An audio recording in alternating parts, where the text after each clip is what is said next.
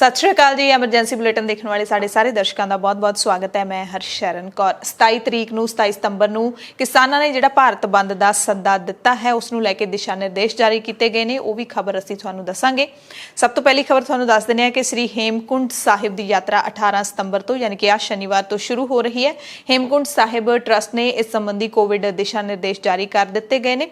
इन्हां दी पालना करदे यात्री गुरु घरां दे दर्शन कर सकणगे। कोरोना के कारण उत्तराखंड के श्री हेमकुंट साहिब की यात्रा जिहड़ी ओह बंद रखी गई सी। रोजाना इत्थे 1000 यात्री ने जिहड़े ओह गुरु घर दे दर्शन कर सकणगे।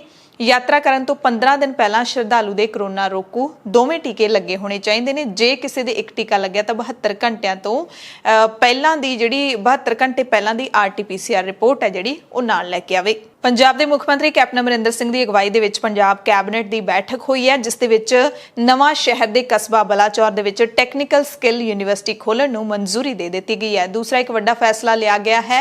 पंजाब मंत्री मंडल दे वल्लों नवें सरकारी कालजां दे विच 160 असिस्टेंट प्रोफैसरां ते 17 लाइब्रेरीअनां दीआं असामियां भरन नूं हरी झंडी दे दित्ती गई है।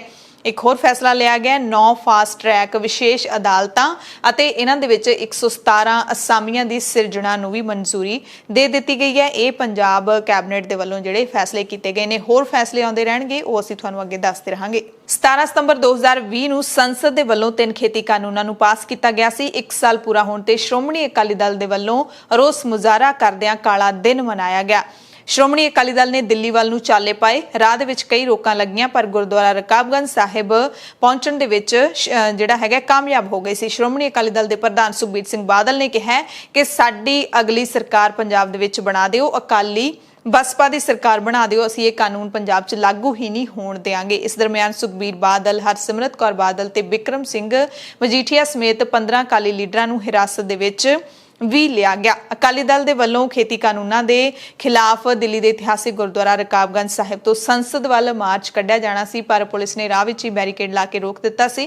एक दिन पहला पुलिस ने इसकी मंजूरी नहीं दित्ती सी। सुखबीर सिंह बादल ने इस मार्च की अगवाई की। दिल्ली पुलिस ने प्रदर्शनकारियों नूं संसद भवन के नेड़े फायर स्टेशन के कोल ही बैरीकेड ला के रोक लिया। इत्थे ही अकाली लीडरां ने संबोधन किया। बादल ने पंजाब के लोगों को सद्दा दिता कि सूबे दे विच जे तुसीं साडी सरकार बना देओगे तो असीं खेती कानून लागू नहीं होण देंगे। वीरवार रात नूं श्रोमणी अकाली दल के प्रधान सुखबीर बादल गुरुद्वारा रकाबगंज साहिब पहुंच गए सी। दिल्ली दे विच जाम लगे। ट्रैफिक पुलिस ने लोगों को बदलवें रूटां ते भी जाण लई कहा।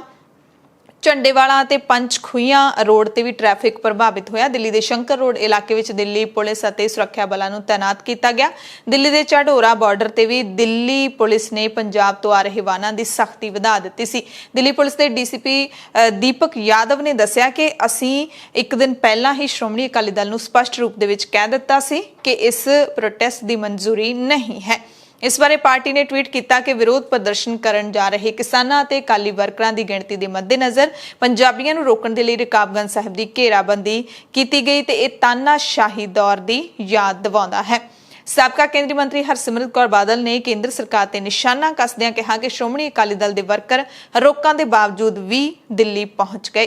कि सेंटर दी मोदी सरकार ने ते हरियाणे दी खट्टर सरकार ने पूरा जोर लाया कि श्रोमणी अकाली दल दा आ जिहड़ा मार्च है इत्थे संगत ना पहुंच सके पर श्रोमणी अकाली दल दे बहादुर सूरमियां दा दिल दी गहराइयों तो धन्नवाद करना चाहना जो पिछे जे कैप्टन ने ड्रामा किया कि असीं अपने काले कानूनां च अमेंडमेंट लेके आने हैं। मैं पूछना चाहना अमेंडमेंट क्यों पूरे वापस क्यों नहीं कैंसिल क्यों नहीं करते?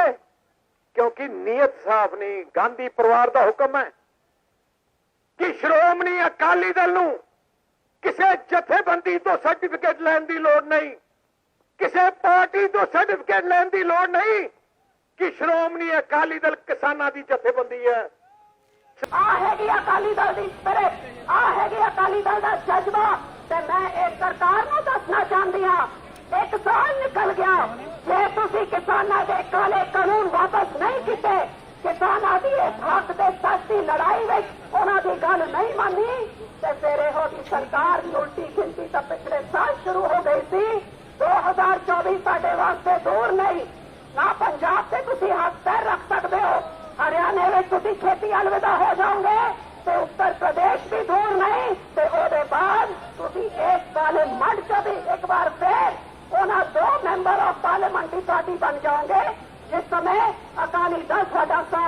ਸੀ ਤਾਂ ਤੁਹਾਡੇ ਕੱਲੇ 2 MP ਹੁੰਦੇ ਸੀਗੇ। ਹਿਰਾਸਤ ਵਿੱਚ ਲਏ ਲੀਡਰਾਂ ਨੂੰ ਰਿਹਾ ਕਰ ਦਿੱਤਾ। ਉਸ ਤੋਂ ਬਾਅਦ ਅਕਾਲੀਆਂ ਦਾ ਇਹ ਜਿਹੜਾ ਪ੍ਰੋਟੈਸਟ ਸੀ ਉਹ ਖਤਮ ਹੋ ਗਿਆ। ਫਰਾਈਡੇ ਜਿਹੜਾ ਬਲੈਕ ਫਰਾਈਡੇ ਮਨਾਇਆ ਗਿਆ।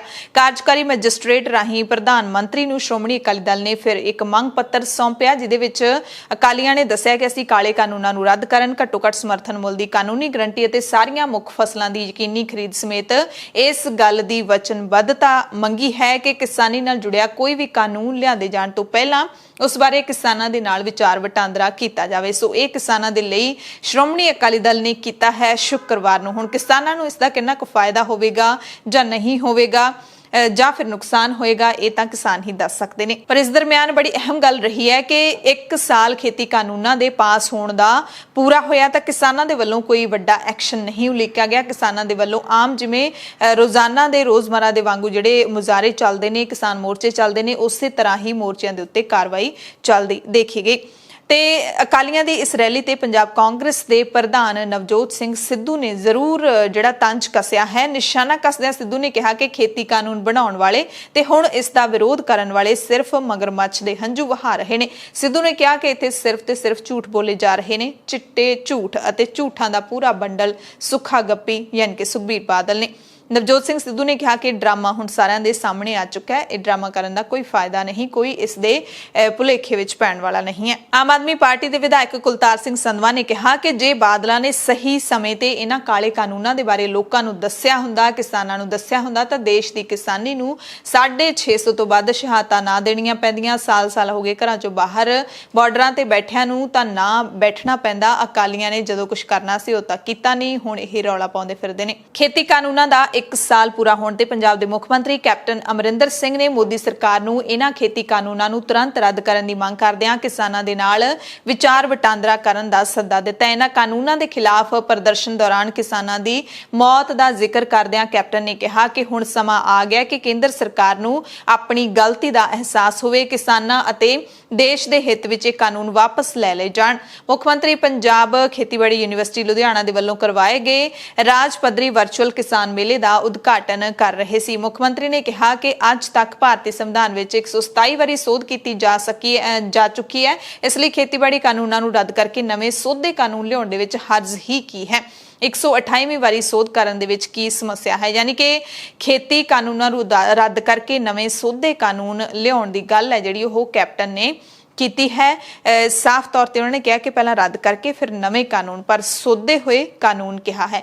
ਤੇ ਇਸ ਮੌਕੇ ਮੁੱਖ ਮੰਤਰੀ ਕੈਪਟਨ ਅਮਰਿੰਦਰ ਸਿੰਘ ਨੇ ਨੋ ਫਾਰਮਰ ਨੋ ਫੂਡ ਵਾਲਾ ਬੈਜ ਵੀ ਲਾਇਆ ਹੋਇਆ ਸੀ। ਸੰਵਿਧਾਨ ਸਾਨੂੰ ਕਨਸਟੀਟਿਊਸ਼ਨ ਸਾਨੂੰ ਅਧਿਕਾਰ ਪੂਰਾ ਮਿਲਦਾ ਹੈ ਕਿ ਆਪਾਂ ਜਾ ਕੇ ਪ੍ਰੋਟੈਸਟ ਕਰ ਸਕਦੇ। ਮੈਂ ਨਹੀਂ ਰੋਕ ਸਕਦਾ ਕਿਸੇ ਨੂੰ ਇੱਥੇ, ਔਰ ਉਹ ਜਾਣ, ਉਹ ਕਰਨ। ਉਹਨਾਂ ਨੇ ਆਪਣੀ ਜਿਹੜੀਆਂ ਉਹ ਕਾਨੂੰਨ ਤੁਸੀਂ ਬਣਾਏ ਉਹ ਕਾਨੂੰਨ ਸਾਨੂੰ ਨਹੀਂ ਕਿਸਾਨੀ ਨੂੰ ਲਾਗੂ, ਕਿਸੇ ਨੂੰ ਪਸੰਦ ਹੋਏ ਬੇਸ਼ੱਕ, ਮੈਨੂੰ ਨਹੀਂ ਪਤਾ, ਲੇਕਿਨ ਹਿੰਦੁਸਤਾਨ ਦੇ ਕਿਸਾਨੀ ਨੂੰ ਪਸੰਦ ਨਹੀਂ। ਤੇ ਜਦੋਂ 127 ਵਾਰ ਕਨਸਟੀਟਿਊਸ਼ਨ ਅਮੈਂਡ ਹੋ ਚੁੱਕਿਆ ਤਾਂ 28 ਵਾਰ ਕਰ ਦਿਓ, ਇਹਨਾਂ ਨੂੰ ਰੱਦ ਕਰ ਦਿਓ। ਮੈਂ ਇਹਨਾਂ ਨੂੰ ਕਹਿੰਦਾ ਰਹਿਣਾ ਦਿੱਲੀ ਵਾਲਿਆਂ ਨੂੰ ਕਿ ਰੱਦ ਕਰੋ, ਫਿਰ ਕਿਸਾਨਾਂ ਦੇ ਨਾਲ ਡੈਪੂਟੇਸ਼ਨ ਨਾਲ ਬਹਿ ਕੇ ਦੇਖੋ ਕਿਸ ਤਰੀਕੇ ਨਾਲ ਤੁਸੀਂ ਇਹਦੇ 'ਚ ਕੁਛ ਤਬਦੀਲੀ ਲਿਆ ਸਕਦੇ ਹੋ, ਔਰ ਫਿਰ ਇੱਕ ਨਵਾਂ ਬਿੱਲ ਪੇਸ਼ ਕਰ ਦਿਓ। ਕਿਆ ਮੁਸ਼ਕਿਲ ਹੈ? ਜਦੋਂ ਕਨਸਟੀਟਿਊਸ਼ਨ 1950 ਦੇ ਵਿੱਚ ਅਸੀਂ ਅਡਾਪਟ ਕੀਤਾ ਸੀ ਔਰ ਉਹਨੂੰ 127 ਵਾਰ ਤੁਸੀਂ ਪਹਿਲਾਂ ਹੀ ਚੇਂਜ ਕਰ ਚੁੱਕੇ ਹੋ, ਅਮੈਂਡਮੈਂਟਸ ਲਿਆ ਸਕਦੇ ਹੋ, ਤਾਂ 128 ਵਾਰ ਕਰਨਾ ਕਿਆ ਔਖਾ ਹੈ? ਕਿਉਂ ਤੁਸੀਂ ਉੱਥੇ ਪਿਛਲੇ ਨਵੰਬਰ, ਤੁਹਾਨੂੰ ਪਤਾ ਹੈ ਹੁਣ ਅੱਜ ਮੇਰਾ ਖਿਆਲ ਅੱਜ ਦੇ ਦਿਨ ਹੈ ਸ਼ਾਇਦ ਪਹਿਲੇ ਜਿਹੜੇ ਉੱਥੇ ਕਿਸਾਨ ਬੈਠੇ ਨੇ, ਸਾਲ ਹੋ ਗਿਆ ਉੱਥੇ ਬੈਠੇ ਨੂੰ, ਕਿੰਨੇ ਮਰ ਗਏ ਉੱਥੇ ਇਹ ਵੀ ਨਹੀਂ ਪਤਾ ਮੈਨੂੰ। ਤਾਂ ਇਹ ਪਤਾ ਹੁੰਦਾ ਜਿਹੜਾ ਪੰਜਾਬ ਦੇ ਵਿੱਚ ਇੱਥੇ ਕੋਈ ਸਾਡਾ ਕੋਈ ਮਰ ਜਾਂਦਾ ਇਸ ਟਿਕਰੀ ਬਾਰਡਰ ਜਾਂ ਸਿੰਘੂ ਬਾਰਡਰ ਤੇ, ਕਿਉਂਕਿ ਫਿਰ ਸਾਨੂੰ ਇੱਥੇ ਪਤਾ ਲੱਗ ਜਾਂਦੇ, ਅਸੀਂ ਉਹਨਾਂ ਦੇ ਪਰਿਵਾਰਾਂ ਨੂੰ 5 ਲੱਖ ਰੁਪਈਆ ਦਿੰਦੇ ਕੋਈ ਉਹਨੇ ਹੈਲਪ ਕਰਨ ਵਾਸਤੇ। ਉਹਨਾਂ ਦੇ ਬੱਚਿਆਂ ਨੂੰ ਅਸੀਂ ਇੱਕ ਨੌਕਰੀ ਦੇ ਰਹੇ ਹਾਂ, ਉਹ ਮੈਂ ਦੇ ਰਿਹਾ 2-4 ਦਿਨਾਂ ਦੇ ਵਿੱਚ, ਜਿਹੜੀ 200-250 ਨੌਕਰੀਆਂ ਹੁਣ ਅਸੀਂ ਐਲਾਨ ਕੀਤੀਆਂ ਨੇ। ਤੇ ਪੰਜਾਬ ਕਾਂਗਰਸ ਦੇ ਪ੍ਰਧਾਨ ਨਵਜੋਤ ਸਿੰਘ ਸਿੱਧੂ ਨੇ ਇਸ ਮੌਕੇ ਦਿੱਲੀ ਦੇ ਮੁੱਖ ਮੰਤਰੀ ਅਰਵਿੰਦ ਕੇਜਰੀਵਾਲ ਨੂੰ ਨਿਸ਼ਾਨੇ ਤੇ ਲਿਆ। ਕਿਹਾ ਕਿ 1 ਦਸੰਬਰ 2020 ਨੂੰ ਕੇਜਰੀਵਾਲ ਸਰਕਾਰ ਨੇ ਦਿੱਲੀ ਵਿੱਚ ਪ੍ਰਾਈਵੇਟ ਮੰਡੀ APMC ਨੂੰ ਰੱਦ ਕਰਕੇ ਦਿੱਲੀ ਵਿੱਚ ਇੱਕ ਨਿੱਜੀ ਮੰਡੀ ਸਥਾਪਿਤ ਕਰਨ ਲਈ ਮੋਦੀ ਸਰਕਾਰ ਦੇ ਖੇਤੀ ਕਾਨੂੰਨਾਂ ਵਿੱਚੋਂ ਇੱਕ ਕਾਨੂੰਨ ਨੂੰ ਨੋਟੀਫਾਈ ਕਰ ਦਿੱਤਾ ਸੀ, ਜਦਕਿ ਕਿਸਾਨ ਦਿੱਲੀ ਦੀਆਂ ਬਰੂਹਾਂ ਦੇ ਉੱਤੇ ਅੰਦੋਲਨ ਕਰਨ ਪਹੁੰਚੇ ਸੀ। ਉਸ ਤੋਂ ਬਾਅਦ ਸੈਸ਼ਨ ਬੁਲਾ ਕੇ ਕੇਜਰੀਵਾਲ ਨੇ ਬਿੱਲ ਫਾੜਨ ਦਾ ਡਰਾਮਾ ਕੀਤਾ, ਪਰ ਉਹ ਕਾਨੂੰਨ ਜੋ ਨੋਟੀਫਾਈ ਕੀਤਾ ਸੀ ਕੀ ਉਹ ਡੀਮੋਡੀਫਾਈ ਹੋਇਆ? ਸਿੱਧੂ ਨੇ ਸਵਾਲ ਪੁੱਛਿਆ। ਜੇ ਉਸ ਨੂੰ ਡੀਮੋਡੀਫਾਈ ਕੀਤਾ ਕੇਜਰੀਵਾਲ ਸਰਕਾਰ ਨੇ ਤਾਂ ਫਿਰ ਮੈਂ ਮੰਨ ਜਾਊਂਗਾ। ਇਹ ਸਾਰਾ ਡਰਾਮਾ ਹੈ, ਇਹ ਦਿਖਾਵਾ ਹੈ, ਸਿਰਫ ਮਗਰਮੱਛ ਦੇ ਹੰਝੂ ਹਨ। ਸਿੱਧੂ ਨੇ ਜਿਵੇਂ ਹੀ ਇਹ ਟਵੀਟ ਕੀਤਾ ਤਾਂ ਜਿਹੜੇ ਆਮ ਆਦਮੀ ਪਾਰਟੀ ਦੇ ਨੌਜਵਾਨ ਲੀਡਰ ਰਾਘਵ ਚੱਡਾ ਹੈਗੇ ਨੇ, ਉਹਨਾਂ ਨੂੰ ਬੜੀ ਤਕਲੀਫ ਹੋਈ। ਉਹਨਾਂ ਨੇ ਨਵਜੋਤ ਸਿੰਘ ਸਿੱਧੂ ਨੂੰ ਪੰਜਾਬ ਦੀ ਰਾਖੀ ਸਾਵੰਤ ਹੀ ਕਹਿ ਦਿੱਤਾ ਤੇ ਰਾਘਵ ਚੱਡਾ ਦੇ ਇਸ ਟਵੀਟ ਦਾ ਅਲਕਾ ਲਾਂਬਾ ਜੋ ਕਿ ਆਮ ਆਦਮੀ ਪਾਰਟੀ ਦੀ ਸਾਬਕਾ ਲੀਡਰ ਹੈ ਉਸਨੇ ਵੀ ਜਵਾਬ ਦਿੱਤਾ ਤੇ ਨਾਲ ਹੀ ਪੱਤਰਕਾਰ ਰੋਹਿਣੀ ਸਿੰਘ ਨੇ ਵੀ ਜਵਾਬ ਦਿੱਤਾ। ਰਾਘਵ ਚੱਡਾ ਦੇ ਟਵੀਟ ਨੂੰ ਰੀਟਵੀਟ ਕਰਦਿਆਂ ਅਲਕਾ ਲਾਂਬਾ ਨੇ ਕਿਹਾ ਕਿ ਆਮ ਆਦਮੀ ਪਾਰਟੀ ਦੀ ਮਾਨਸਿਕਤਾ ਹਮੇਸ਼ਾ ਹੀ ਆਰਐਸਐਸ ਵਾਂਗ ਔਰਤ ਵਿਰੋਧੀ ਰਹੀ ਹੈ।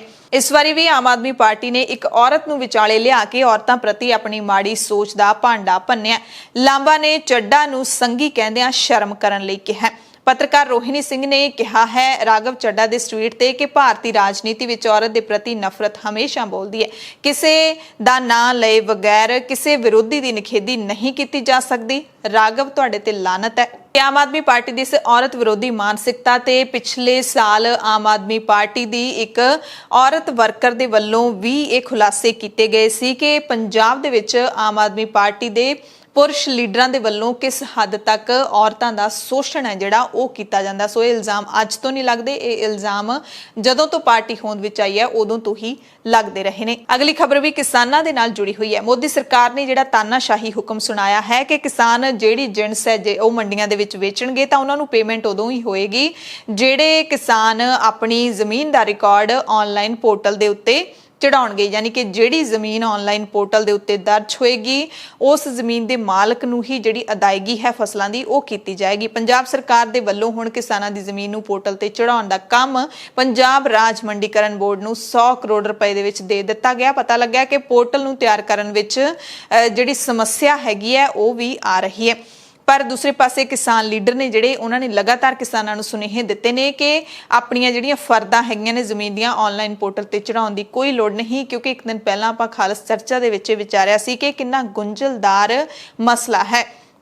ਜਿਹੜੇ ਠੇਕੇ ਤੇ ਖੇਤੀ ਕਰਦੇ ਕਿਸਾਨ ਨੇ ਉਹਨਾਂ ਦੇ ਹੱਥ ਵਿੱਚ ਕੀ ਆਵੇਗਾ ਤੇ ਕਦੋਂ ਆਵੇਗਾ। ਸੋ ਇਹ ਕੋਈ ਸੌਖਾ ਕੰਮ ਨਹੀਂ ਹੈ ਜਿਹੜਾ ਕੇਂਦਰ ਸਰਕਾਰ ਨੇ ਤੁਰੰਤ ਇਹ ਹੁਕਮ ਚਾੜ ਦਿੱਤਾ ਹੈ ਕਿ ਇਸ ਵਾਰੀ ਫਸਲਾਂ ਦੀ ਅਦਾਇਗੀ ਤਾਂ ਹੀ ਹੋਏਗੀ ਜੇ ਤੁਸੀਂ ਆਨਲਾਈਨ ਪੋਰਟਲ ਦੇ ਉੱਤੇ ਆਪਣੀ ਜ਼ਮੀਨ ਦਾ ਰਿਕਾਰਡ ਦਰਜ ਕਰਵਾਓਗੇ। ਕਿਸਾਨਾਂ ਦੇ ਸੰਘਰਸ਼ ਦੀ ਲੜੀ ਦੇ ਵਿੱਚ ਕਿਸਾਨ ਮੋਰਚੇ ਨੇ ਦਿੱਲੀ ਬਾਰਡਰਾਂ ਦੇ ਨਾਲ-ਨਾਲ ਪੰਜਾਬ ਦੀਆਂ 113 ਥਾਵਾਂ ਤੇ ਵੀ ਲੱਗੇ ਹੋਏ ਨੇ, ਹੋਰ ਵੀ ਦੇਸ਼ ਦੇ ਕਈ ਸੂਬਿਆਂ ਦੇ ਵਿੱਚ ਲੱਗੇ ਹੋਏ ਨੇ। ਅੰਮ੍ਰਿਤਸਰ ਦੇ ਵਿੱਚ ਜਿਹੜੇ ਬੀਜੇਪੀ ਦੇ ਰਾਜ ਸਭਾ ਮੈਂਬਰ ਸ਼ਵੇਤ ਮਲਿਕ ਹੈਗੇ ਨੇ ਉਹਨਾਂ ਦੇ ਘਰ ਦੇ ਬਾਹਰ ਲਗਾਤਾਰ ਪਹਿਲੇ ਦਿਨ ਤੋਂ ਧਰਨਾ ਲੱਗਿਆ ਹੋਇਆ ਤੇ ਉਸ ਧਰਨੇ ਤੇ ਬੈਠੇ 45 ਸਾਲਾਂ ਦੇ ਕਿਸਾਨ ਦੀ ਅਚਾਨਕ ਦਿਲ ਦਾ ਦੌਰਾ ਪੈਣ ਦੇ ਨਾਲ ਮੌਤ ਹੋ ਗਈ ਹੈ। ਮ੍ਰਿਤਕ ਕਿਸਾਨ ਅੰਗਰੇਜ਼ ਸਿੰਘ ਅਜਨਾਲਾ ਤਹਿਸੀਲ ਦੇ ਪਿੰਡ ਕਮਾਲਪੁਰਾ ਦਾ ਰਹਿਣ ਵਾਲਾ ਸੀ। ਪਿਛਲੇ ਲੰਬੇ ਸਮੇਂ ਤੋਂ ਇਸ ਧਰਨੇ ਦੇ ਵਿੱਚ ਸ਼ਾਮਲ ਸੀ। 5 ਦਿਨ ਪਹਿਲਾਂ ਤਖਤ ਸ੍ਰੀ ਕੇਸਗੜ੍ਹ ਸਾਹਿਬ ਅਨੰਦਪੁਰ ਸਾਹਿਬ ਵਿਖੇ ਜੋ ਬੇਅਦਬੀ ਕੀਤੀ ਗਈ ਸੀ ਉਸ ਬੇਅਦਬੀ ਦੇ ਦੋਸ਼ੀ ਦਾ ਉਸ ਦੇ ਪਿੰਡ ਵਾਲਿਆਂ ਨੇ ਸਮਾਜਿਕ ਬਾਈਕਾਟ ਕਰ ਦਿੱਤਾ ਹੈ। ਮੋਗਾ ਦੇ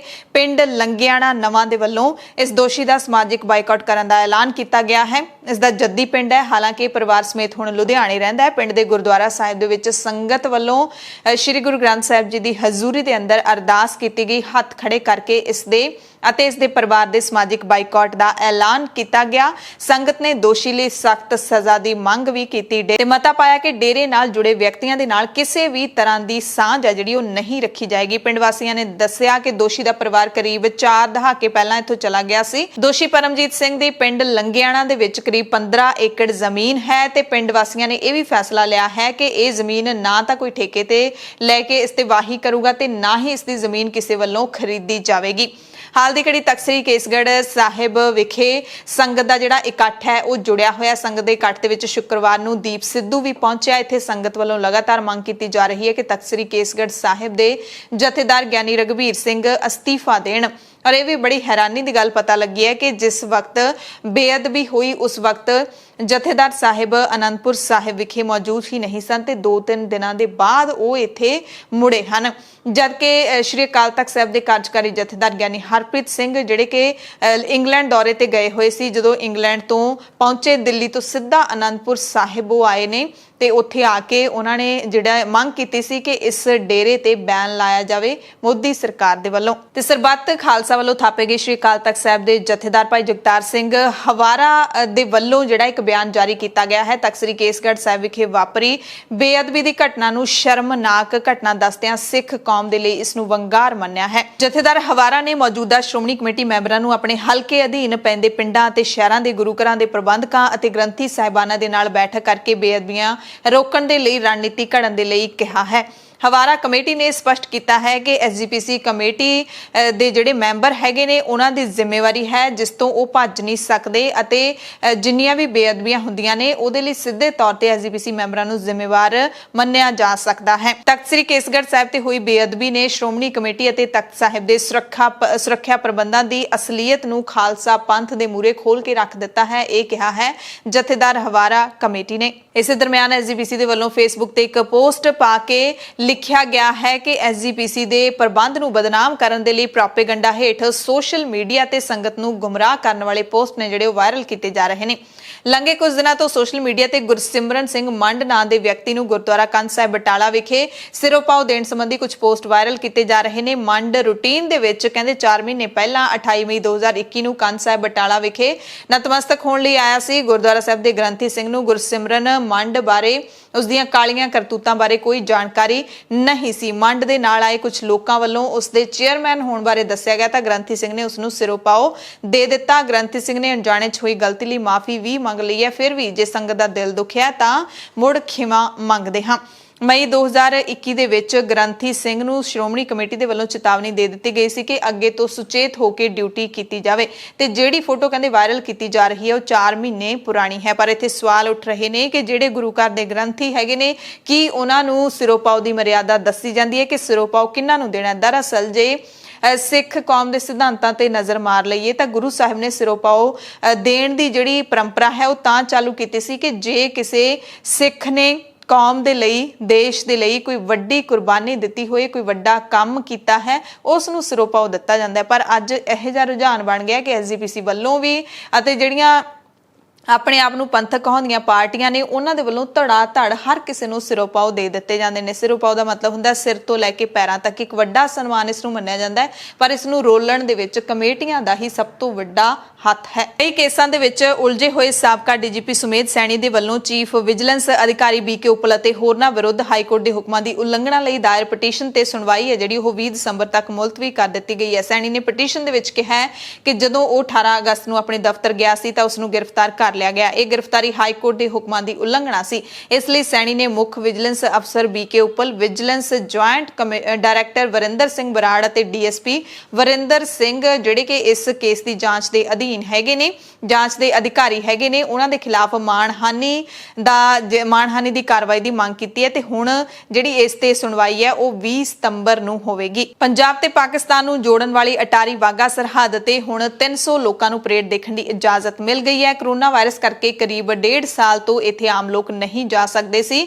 ਬੀਟਿੰਗ ਦਾ ਰਿਟਰੀਟ ਸੈਰੇਮਨੀ ਦੇ ਵਿੱਚ ਹੁਣ ਲੋਕ ਨੇ ਜਿਹੜੇ ਉਹ ਸ਼ਾਮਿਲ ਹੋ ਸਕਦੇ ਨੇ। 17 ਸਤੰਬਰ ਤੋਂ 300 ਲੋਕਾਂ ਨੂੰ ਪਰੇਡ ਦੇਖਣ ਦੀ ਇਜਾਜ਼ਤ ਦੇ ਦਿੱਤੀ ਗਈ ਹੈ ਤੇ ਹੁਣ ਲੋਕਾਂ ਦੇ ਲਈ ਖੋਲਣ ਤੋਂ ਬਾਅਦ ਇਸ ਦਾ ਟਾਈਮ ਵੀ ਤੁਹਾਨੂੰ ਦੱਸ ਦਿੰਦੇ ਹਾਂ ਕਿ ਰਿਟਰੀਟ ਸਮਾਰੋਹ ਦਾ ਸਮਾਂ ਜਿਹੜਾ ਸ਼ਾਮ ਨੂੰ 5:30 ਵਜੇ ਹੁੰਦਾ ਹੈ। ਪਰ ਇਸ ਦੇ ਨਾਲ ਹੀ ਜਿਹੜੀ ਕਰਤਾਰਪੁਰ ਸਾਹਿਬ ਦਾ ਲਾਂਘਾ ਹੈਗਾ ਉਸ ਨੂੰ ਹਾਲੇ ਤੱਕ ਨਹੀਂ ਖੋਲਿਆ ਗਿਆ। ਹੋ ਸਕਦਾ ਹੈ ਕਿ ਬੀਟਿੰਗ ਦਾ ਰਿਟਰੀਟ ਸੈਰੇਮਨੀ ਦੇ ਵਿੱਚ ਆਮ ਲੋਕਾਂ ਦੇ ਜਾਣ ਦੇ ਐਲਾਨ ਤੋਂ ਬਾਅਦ ਸ਼ਾਇਦ ਸ਼੍ਰੀ ਅਕਾਲ ਤਖਤ ਸਾਹਿਬ ਤੋਂ ਮੁੜ ਇਹ ਮੰਗ ਉੱਠੇ ਕਿ ਕੇਂਦਰ ਸਰਕਾਰ ਕਰਤਾਰਪੁਰ ਦਾ ਲਾਂਘਾ ਕਿਉਂ ਨਹੀਂ ਮੁੜ ਤੋਂ ਖੋਲ ਰਹੀ ਜਦੋਂ ਕਿ ਸਾਰਾ ਕੁਝ ਖੋਲ ਦਿੱਤਾ ਗਿਆ ਹੈ। ਇਲਾਹਾਬਾਦ ਹਾਈ ਕੋਰਟ ਨੇ ਕਿਹਾ ਕਿ ਬਾਲਗਾਂ ਨੂੰ ਆਪਣੇ ਜੀਵਨ ਸਾਥੀ ਨੂੰ ਚੁਣਨ ਦਾ ਅਧਿਕਾਰ ਹੈ ਚਾਹੇ ਉਹ ਕਿਸੇ ਵੀ ਧਰਮ ਦੇ ਹੋਣ। ਅਦਾਲਤ ਨੇ ਟਿੱਪਣੀ ਗੋਰਖਪੁਰ ਦੇ ਵੱਖਰੇ ਧਰਮਾਂ ਦੇ ਜੋੜੇ ਨੂੰ ਸੁਰੱਖਿਆ ਦਿੰਦੇ ਹੋਏ ਕੀਤੀ ਹੈ। ਅਦਾਲਤ ਨੇ ਕਿਹਾ ਕਿ ਅਜਿਹੇ ਮਾਮਲੇ ਵਿੱਚ ਉਹਨਾਂ ਦੇ ਮਾਪੇ ਵੀ ਉਹਨਾਂ ਦੇ ਰਿਸ਼ਤੇ ਤੇ ਇਤਰਾਜ਼ ਨਹੀਂ ਕਰ ਸਕਦੇ। ਸ਼ਿਫਾ ਹਸਨ ਅਤੇ ਉਸਦੇ ਹਿੰਦੂ ਸਾਥੀ ਵੱਲੋਂ ਸਾਂਝੇ ਤੌਰ ਤੇ ਪਟੀਸ਼ਨ ਦਾਇਰ ਕੀਤੀ ਗਈ ਸੀ ਜਿਸ ਤੇ ਸੁਣਵਾਈ ਕਰਦਿਆਂ ਜਸਟਿਸ ਮਨੋਜ ਕੁਮਾਰ ਗੁਪਤਾ ਦੇ ਬੈਂਚ ਨੇ ਕਿਹਾ ਕਿ ਇਸ ਗੱਲ ਤੇ ਕੋਈ ਵਿਵਾਦ ਨਹੀਂ ਕੀਤਾ ਜਾ ਸਕਦਾ ਕਿ ਦੋ ਬਾਲਗਾਂ ਨੂੰ ਆਪਣੇ ਵਿਆਹੁਤਾ ਸਾਥੀ ਦੀ ਚੋਣ ਕਰਨ ਦਾ ਅਧਿਕਾਰ ਹੈ, ਪੂਰਾ ਅਧਿਕਾਰ ਹੈ, ਚਾਹੇ ਉਹ ਕਿਸੇ ਵੀ ਧਰਮ ਦਾ ਕਿਉਂ ਨਾ ਹੋਵੇ। ਪੰਜਾਬ ਕੈਬਨਿਟ ਦੇ ਵੱਲੋਂ ਇੱਕ ਹੋਰ ਜਾਣਕਾਰੀ ਆ ਰਹੀ ਹੈ ਕਿ ਕੈਬਨਿਟ ਮੰਤਰੀ ਗੁਰਪ੍ਰੀਤ ਸਿੰਘ ਕਾਂਗੜ ਦੇ ਜਵਾਈ ਦੀ ਨੌਕਰੀ ਨੂੰ ਹਰੀ ਝੰਡੀ ਦੇ ਦਿੱਤੀ ਗਈ ਹੈ। ਪੰਜਾਬ ਕੈਬਨਿਟ ਦੀ ਬੈਠਕ ਦੇ ਵਿੱਚ ਇਸ ਨੂੰ ਪ੍ਰਵਾਨ ਕੀਤਾ ਗਿਆ ਹੈ। ਗੁਰਪ੍ਰੀਤ ਕਾਂਗੜ ਦੇ ਜਵਾਈ ਨੂੰ ਤਰਸ ਦੇ ਆਧਾਰ ਤੇ ਕਹਿੰਦੇ ਨੌਕਰੀ ਦਿੱਤੀ ਗਈ ਹੈ। 2011 ਵਿੱਚ ਗੁਰਪ੍ਰੀਤ ਕਾਂਗੜ ਦੇ ਜਵਾਈ ਗੁਰਸ਼ੇਰ ਸਿੰਘ ਦੇ ਪਿਤਾ ਦੀ ਮੌਤ ਹੋਣ ਤੋਂ ਬਾਅਦ ਨੌਕਰੀ ਲਈ ਅਪਲਾਈ ਕੀਤਾ ਸੀ ਉਹਨਾਂ ਨੇ। ਭੂਪਜੀਤ ਸਿੰਘ ਜਿਹੜੇ ਗੁਰਸ਼ੇਰ ਸਿੰਘ ਦੇ ਪਿਤਾ ਨੇ ਉਹ ਆਬਕਾਰੀ ਤੇ ਕਰ ਵਿਭਾਗ ਦੇ ਵਿੱਚ ਈਟੀਓ ਵਜੋਂ ਤਾਇਨਾਤ ਸਨ। 2002 ਦੇ ਵਿੱਚ ਪੀਪੀਐਸਸੀ ਦੇ ਤਤਕਾਲੀ ਚੇਅਰਮੈਨ ਰਵੀ ਸਿੱਧੂ ਦੇ ਖਿਲਾਫ ਸ਼ਿਕਾਇਤਕਰਤਾ ਵੀ ਭੂਪਜੀਤ ਸਿੰਘ ਹੀ ਸਨ। ਉਦੋਂ ਉਹਨਾਂ ਨੇ 25 ਮਾਰਚ 2002 ਨੂੰ ਰਵੀ ਸਿੱਧੂ ਨੂੰ 5 ਲੱਖ ਰੁਪਏ ਦੀ ਰਿਸ਼ਵਤ ਲੈਂਦਿਆਂ ਰੰਗੇ ਹੱਥੀ ਫੜਿਆ ਸੀ ਤੇ ਸਟ੍ਰੈਸ ਵਿੱਚ ਕਹਿੰਦੇ ਉਹਨਾਂ ਦੀ ਮੌਤ ਹੋ ਗਈ ਸੀ 28 ਸਤੰਬਰ 2011 ਨੂੰ। ਕੈਪਟਨ ਸਰਕਾਰ ਨੇ 2005 ਦੇ ਵਿੱਚ ਭੂਪਜੀਤ ਸਿੰਘ ਨੂੰ ਪੀਸੀਐਸ ਵਜੋਂ ਨਾਮਜ਼ਦ ਕਰਨ ਦੀ ਪ੍ਰਕਿਰਿਆ ਸ਼ੁਰੂ ਕੀਤੀ ਸੀ ਪਰ ਸਿਰੇ ਨਹੀਂ ਲੱਗ ਸਕੀ ਸੀ। 2016 ਦੇ ਵਿੱਚ ਗੁਰਸ਼ੇਰ ਸਿੰਘ ਦਾ ਵਿਆਹ ਗੁਰਪ੍ਰੀਤ ਕਾਂਗੜ ਦੀ ਧੀ ਦੇ ਨਾਲ ਹੋਇਆ ਸੀ ਤੇ ਹੁਣ ਮੀਡੀਆ ਦੇ ਵਿੱਚ ਇਸ ਮਸਲੇ ਨੂੰ ਬੜਾ ਚੁੱਕਿਆ ਗਿਆ ਕਿ ਮੰਤਰੀ ਦੇ ਜਵਾਈ ਨੂੰ, ਕਰੋੜਪਤੀ ਜਵਾਈ ਨੂੰ ਜਿਹੜਾ ਤਰਸ ਦੇ ਆਧਾਰ ਤੇ ਨੌਕਰੀ ਦਿੱਤੀ ਜਾ ਰਹੀ ਹੈ, ਪਰ ਜੇ ਨਿਯਮ ਦੇਖੀਏ ਤਾਂ ਉਹ ਨੌਕਰੀ ਦਾ ਹੱਕਦਾਰ ਬਣਦਾ ਹੈ ਤੇ ਇਸ ਤੇ ਕਾਂਗੜ ਨੇ ਵੀ ਪ੍ਰਤੀਕਿਰਿਆ ਦਿੱਤੀ ਹੈ ਕਿ ਇਹ ਇੱਕ ਰੂਟੀਨ ਪ੍ਰਕਿਰਿਆ ਹੈ, ਹੋਰ ਕੁਝ ਨਹੀਂ। ਕਹਿੰਦੇ ਜੇ ਉਹ ਮੇਰਾ ਜਵਾਈ ਬਣ ਵੀ ਗਿਆ ਤਾਂ ਕੀ ਉਹਦੀ ਬਦਨਸੀਬੀ ਹੋਗੀ ਕਿ ਉਸਨੂੰ ਨੌਕਰੀ ਹੀ ਨਹੀਂ ਦਿੱਤੀ ਜਾ ਸਕਦੀ? ਉਸਨੂੰ ਹੱਕ ਮੁਤਾਬਿਕ ਨੌਕਰੀ ਮਿਲ ਸਕਦੀ ਹੈ, ਚਾਹੇ ਉਹ ਮੇਰਾ ਜਵਾਈ ਹੋਵੇ ਜਾਂ ਫਿਰ ਕੋਈ ਹੋਰ ਵਿਅਕਤੀ ਹੁੰਦਾ, ਮੇਰਾ ਜਵਾਈ ਨਾ ਹੋ ਕੇ ਤਾਂ ਵੀ ਉਸਨੂੰ ਇਹ ਨੌਕਰੀ ਦੇਣੀ ਬਣਦੀ ਸੀ। ਪੰਜਾਬ ਸਰਕਾਰ ਨੇ ਡਿਜੀਟਲ ਪੰਜਾਬ ਨੂੰ ਉਤਸ਼ਾਹਿਤ ਕਰਦਿਆਂ ਹੈਲਪਲਾਈਨ ਨੰਬਰ 1100 ਜਾਰੀ ਕੀਤੀ ਹੈ। ਇਸ ਦੀ ਸ਼ੁਰੂਆਤ ਕੀਤੀ ਹੈ। ਇਸ ਦੇ ਰਾਹੀਂ ਪੰਜਾਬ ਦੇ ਲੋਕ ਵੱਖ-ਵੱਖ ਕਿਸਮ ਦੀਆਂ ਸਰਕਾਰੀ ਸੇਵਾਵਾਂ ਦਾ ਲਾਭ ਲੈ ਸਕਦੇ ਨੇ। ਇਸ ਦੇ ਜ਼ਰੀਏ ਸਰਕਾਰ ਕਹਿੰਦੀ ਹੈ ਕਿ ਤੁਹਾਡੀਆਂ ਸ਼ਿਕਾਇਤਾਂ ਦਾ ਨਿਪਟਾਰਾ ਜਲਦੀ ਹੋ ਜਾਊਗਾ। ਸਾਹਿਬਜ਼ਾਦਾ ਅਜੀਤ ਸਿੰਘ ਨਗਰ ਮੋਹਾਲੀ ਤੋਂ ਇੱਕ ਹਾਦਸੇ ਦੀ ਖਬਰ ਆ ਰਹੀ ਹੈ ਜਿੱਥੇ 10 ਫੇਸ ਦੇ ਵਿੱਚ ਇੱਕ ਕਾਰ ਚਾਲਕ ਨੇ ਪਾਰਕਿੰਗ ਦੀ ਸਾਈਡ ਤੇ ਆਰਾਮ ਕਰ ਰਹੇ 3 ਸਫਾਈ ਕਰਮਚਾਰੀਆਂ ਦੇ ਉੱਤੇ ਕਾਰ ਹੀ ਚੜਾ ਦਿੱਤੀ। ਹਾਦਸੇ ਵਿੱਚ ਤਿੰਨੇ ਸਫਾਈ ਕਰਮਚਾਰੀ ਗੰਭੀਰ ਜ਼ਖਮੀ ਹੋ ਗਏ। ਚੰਡੀਗੜ੍ਹ ਦੇ ਸਰਕਾਰੀ ਹਸਪਤਾਲ ਵਿੱਚ ਦਾਖਲ ਕਰਵਾਇਆ ਗਿਆ ਪਰ ਇੱਕ ਜਣੇ ਦੀ ਮੌਤ ਹੋ ਗਈ, ਨਹੀਂ ਬਚਾਇਆ ਜਾ ਸਕਿਆ। ਸਫਾਈ ਕਰਮਚਾਰੀ ਮਹਿਲਾ ਦੀ ਮੌਤ ਹੋਈ ਹੈ। ਲੋਕਾਂ ਨੇ ਤੁਰੰਤ ਹੀ ਦੋਸ਼ੀ ਨੂੰ ਫੜ ਕੇ ਪੁਲਿਸ ਦੇ ਹਵਾਲੇ ਕਰ ਦਿੱਤਾ ਹੈ। ਮੌਕੇ ਤੇ ਮੌਜੂਦ ਲੋਕਾਂ ਨੇ ਦੱਸਿਆ ਹੈ ਕਿ ਕਾਰ ਦੇ ਵਿੱਚ ਸਵਾਰ ਦੋਵੇਂ ਜਣੇ ਨਸ਼ੇ ਦੇ ਵਿੱਚ ਸੀ, ਠੀਕ ਤਰ੍ਹਾਂ ਬੋਲ ਵੀ ਨਹੀਂ ਸਕਦੇ ਸੀ। ਦੁਰਘਟਨਾ ਵਕਤ ਆਵਾਜ਼ ਇਸ ਤਰ੍ਹਾਂ ਦੀ ਆਈ ਜਿਵੇਂ ਬਾਜ਼ਾਰ ਦੇ ਵਿੱਚ ਬੰਬ ਫਟ ਗਿਆ ਹੋਵੇ। ਪੂਰੇ ਬਾਜ਼ਾਰ ਦੇ ਵਿੱਚ ਹਲਚਲ ਮਚ ਗਈ। ਫੇਜ਼ 11 ਦੀ ਪੁਲਿਸ ਮੌਕੇ ਤੇ ਪਹੁੰਚੀ ਤੇ ਨੌਜਵਾਨਾਂ ਨੂੰ ਹਿਰਾਸਤ ਵਿੱਚ ਲੈ ਕੇ ਚਲੀ ਗਈ। ਮੁੱਖ ਮੰਤਰੀ ਕੈਪਟਨ ਅਮਰਿੰਦਰ ਸਿੰਘ ਦੇ ਸ਼ਹਿਰ ਪਟਿਆਲਾ ਤੋਂ ਖਬਰ ਹੈ ਜਿੱਥੇ ਪੁਲਿਸ ਦੇਖਦੀ ਹੀ ਰਹਿ ਗਈ ਤੇ ਪ੍ਰਦਰਸ਼ਨਕਾਰੀ ਅਧਿਆਪਕ ਮੋਤੀ ਮਹਿਲ ਦੇ ਗੇਟ ਤੱਕ ਪਹੁੰਚ ਗਏ ਸੀ। ਮੰਗਾਂ ਮਨਵਾਉਣ ਦੇ ਲਈ ਕਈ ਹਫ਼ਤਿਆਂ ਤੋਂ ਗੁਰਦੁਆਰਾ ਦੁੱਖ ਨਿਵਾਰਨ ਸਾਹਿਬ ਦੇ ਨੇੜੇ ਪੱਕਾ ਮੋਰਚਾ ਲਾ ਕੇ ਬੈਠੇ NSFQ ਯੂਨੀਅਨ ਦੇ ਨਾਲ ਸੰਬੰਧਿਤ ਅਧਿਆਪਕਾਂ ਨੇ ਮੁੱਖ ਮੰਤਰੀ ਨਿਵਾਸ ਵੱਲ ਜਦੋਂ ਮਾਰਚ ਕੱਢਿਆ, YPS ਚੌਂਕ ਤੇ ਭਾਵੇਂ ਨਾਕਾ ਲੱਗਾ ਹੋਇਆ ਸੀ ਪਰ ਪੁਲਿਸ ਨੂੰ ਚਕਮਾ ਦੇ ਕੇ ਇਹ ਸਾਰੇ ਬੇਰੁਜ਼ਗਾਰ ਅਧਿਆਪਕ ਨਿਊ ਮੋਤੀ ਮਹਿਲ ਦੇ ਮੁੱਖ ਦਰਵਾਜ਼ੇ ਤੱਕ ਪਹੁੰਚਣ ਦੇ ਵਿੱਚ ਸਫਲ ਹੋ ਗਏ। ਜਦੋਂ ਇੱਥੇ ਪਹੁੰਚ ਗਏ ਪੁਲਿਸ ਨੂੰ ਹਫੜਾ ਦਫੜੀ ਮਚ ਗਈ। ਗੇਟ ਤੇ ਪਹੁੰਚੇ ਕਰੀਬ 100 ਅਧਿਆਪਕਾਂ ਨੂੰ ਮਹਿਲ ਦੇ ਅੰਦਰ ਵੜਨ ਤੋਂ ਰੋਕਣ ਲਈ ਇੱਥੇ ਤਾਇਨਾਤ ਪੁਲਿਸ ਫੋਰਸ ਨੇ ਬੈਰੀਕੇਡ ਲਾ ਕੇ ਨਾਕੇਬੰਦੀ ਹੋਰ ਮਜ਼ਬੂਤ ਕਰ ਦਿੱਤੀ। ਇਸ ਦਰਮਿਆਨ ਪੁਲਿਸ ਵਾਲਿਆਂ ਦੇ ਨਾਲ ਧੱਕਾ ਮੁੱਕੀ ਵੀ ਹੋਈ ਤੇ ਪੁਲਿਸ ਨੇ ਇਹਨਾਂ ਪ੍ਰਦਰਸ਼ਨਕਾਰੀਆਂ ਦੀ ਖਿੱਚ-ਧੂ ਵੀ ਕੀਤੀ। ਅਗਲੀ ਖਬਰ ਵੀ ਪਟਿਆਲਾ ਤੋਂ ਹੈ ਜਿੱਥੇ ਪਾਵਰਕਾਮ ਦੇ ਮੁਲਾਜ਼ਮਾਂ ਨੇ ਵੀ ਧਰਨਾ ਲਾਇਆ ਹੋਇਆ। ਪਾਵਰਕਾਮ ਦੇ ਮ੍ਰਿਤਕ ਮੁਲਾਜ਼ਮਾਂ ਦੇ ਪਰਿਵਾਰਕ ਮੈਂਬਰ ਨੌਕਰੀਆਂ ਦੇ ਲਈ ਪਾਵਰਕਾਮ ਦੇ ਮੁੱਖ ਦਫ਼ਤਰ ਦੀ ਇਮਾਰਤ ਤੇ ਜਾ ਚੜੇ ਜਦਕਿ ਇਹਨਾਂ ਦੇ ਕੁਝ ਸਾਥੀ ਹੇਠਾਂ ਮੁੱਖ ਗੇਟ ਤੇ ਧਰਨਾ ਪ੍ਰਦਰਸ਼ਨ ਕਰਨ ਲੱਗੇ। ਆਸ਼ਰਿਤ ਆਪਣੇ ਪਰਿਵਾਰਕ ਮੈਂਬਰਾਂ ਦੀ ਮੌਤ ਮਗਰੋਂ ਨੌਕਰੀ ਦੀ ਮੰਗ ਕਰ ਰਹੇ ਨੇ ਜਦਕਿ ਪਾਵਰਕਾਮ ਦਾ ਤਰਕ ਹੈ ਕਿ ਕਈ ਆਸ਼ਰਿਤਾਂ ਨੇ ਨੌਕਰੀ ਦੀ ਥਾਂ ਫੰਡ ਲੈ ਲਏ ਸੀ ਤੇ ਦੋ ਚੀਜ਼ਾਂ ਅਸੀਂ ਨਹੀਂ ਦੇ ਸਕਦੇ। ਪਾਵਰਕਾਮ ਨੇ ਕਿਹਾ ਕਿ ਜੇ ਇਹਨਾਂ ਨੇ ਨੌਕਰੀ ਲੈਣੀ ਹੈ ਤਾਂ ਪਾਵਰਕਾਮ ਦੇ ਵੱਲੋਂ ਦਿੱਤੇ ਫੰਡ ਇਹਨਾਂ ਨੂੰ ਵਾਪਸ ਕਰਨੇ ਪੈਣਗੇ। ਦਿੱਲੀ ਤੋਂ ਖਬਰ ਹੈ ਜਿੱਥੇ CGO ਕੰਪਲੈਕਸ ਦੇ ਵਿੱਚ CBI ਦੀ ਇਮਾਰਤ ਦੇ ਵਿੱਚ ਅੱਗ ਲੱਗ ਗਈ। ਫਾਇਰ ਬ੍ਰਿਗੇਡ ਦੇ ਸੀਨੀਅਰ ਅਧਿਕਾਰੀ ਨੇ ਦੱਸਿਆ ਕਿ CBI ਦੇ ਦਫ਼ਤਰ ਵਿੱਚ ਅੱਗ ਲੱਗਣ ਦੀ ਜਾਣਕਾਰੀ ਦੁਪਹਿਰ 1:40 ਤੇ ਮਿਲੀ ਜਿਸ ਤੋਂ ਬਾਅਦ 8 ਫਾਇਰ ਟੈਂਡਰ ਮੌਕੇ ਤੇ ਪਹੁੰਚ ਗਏ। ਅੱਗ ਹੇਠਲੀ ਮੰਜ਼ਲ ਦੇ ਪੈਨਲ ਬੋਰਡ ਦੇ ਵਿੱਚ ਲੱਗੀ। ਅੱਗ ਨੂੰ 2:30 ਵਜੇ ਤੱਕ ਕਾਬੂ ਕਰ ਲਿਆ ਗਿਆ ਸੀ। ਘਟਨਾ ਵਿੱਚ ਕਿਸੇ ਵੀ ਤਰ੍ਹਾਂ ਦੇ ਜਾਨੀ ਨੁਕਸਾਨ ਤੋਂ ਬਚਾ ਰਿਹਾ ਹੈ, ਕੋਈ ਵੀ ਜ਼ਖਮੀ ਨਹੀਂ ਹੋਇਆ। ਸੰਯੁਕਤ ਕਿਸਾਨ ਮੋਰਚੇ ਨੇ 27 ਸਤੰਬਰ ਦੇ ਭਾਰਤ ਬੰਦ ਦੇ ਸੱਦੇ ਲਈ ਦਿਸ਼ਾ ਨਿਰਦੇਸ਼ ਜਾਰੀ ਕਰ ਦਿੱਤੇ ਨੇ ਜਿਹੜਾ ਇੱਕ ਵੱਖਰੀ ਰਿਪੋਰਟ ਦੇ ਵਿੱਚ ਅਸੀਂ ਤੁਹਾਨੂੰ ਡਿਟੇਲ ਦੇ ਵਿੱਚ ਦੱਸਾਂਗੇ। ਖਾਸ ਜਿਹੜੀਆਂ ਗੱਲਾਂ ਨੇ ਐਮਰਜੈਂਸੀ ਸੇਵਾਵਾਂ ਜਿਵੇਂ ਐਂਬੂਲੈਂਸ, ਹਸਪਤਾਲ, ਮੈਡੀਕਲ ਸੇਵਾਵਾਂ, ਫਾਇਰ ਸੇਵਾਵਾਂ ਇਹਨਾਂ ਨੂੰ ਛੋਟ ਦਿੱਤੀ ਜਾਏਗੀ ਤੇ ਕਿਸਾਨ ਮੋਰਚੇ ਨੇ ਦੇਸ਼ ਵਾਸੀਆਂ ਨੂੰ, ਦੇਸ਼ ਦੇ ਨੌਜਵਾਨਾਂ ਨੂੰ ਖਾਸ ਤੌਰ ਤੇ ਅਪੀਲ ਕੀਤੀ ਹੈ ਕਿ ਇਹ ਸ਼ਾਂਤੀਪੂਰਵਕ ਹੋਣਾ ਚਾਹੀਦਾ ਹੈ।